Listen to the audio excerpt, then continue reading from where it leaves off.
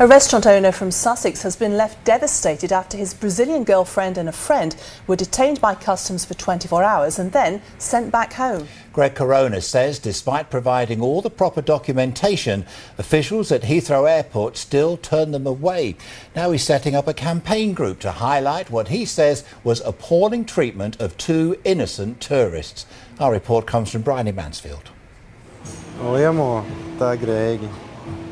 Como está? Tudo bom? 2 years of planning and numerous trips to Brazil, Greg Corona is still only able to talk to his girlfriend on the phone. This month she was supposed to be in Eastbourne for her first ever trip abroad. Left to explain what happened to her parents, Greg really still has no idea. Ciao, obrigado.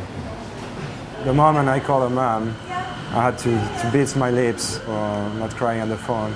They couldn't understand what was happening, and also I wasn't able to explain them what was happening. Greg paid for Viviane to travel with a friend as reassurance for her family and gave her his credit card. But he thinks this caused unwarranted suspicion that he was paying them to work as prostitutes. The UK Border Agency says anyone entering the UK must be able to support themselves financially on their trip wherever they're staying, and they also need to provide documents of their intention to leave after their visit has ended.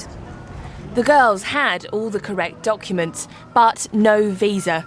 It's not obligatory, but according to the Home Office website, that is the only guaranteed way of entering the UK from Brazil. I'm determined to find out exactly what did happen. I mean, when so many people seem to get in here illegally, without too much difficulty, one wonders why these two young law-abiding ladies who are actually training to become lawyers, paradoxically, were locked up for the best part of 24 hours and then thrown out of the country. They had all the evidence they needed to show they were genuine.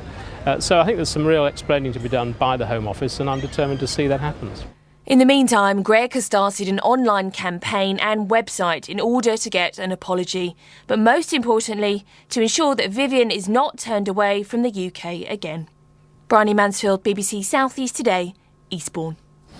It's 18.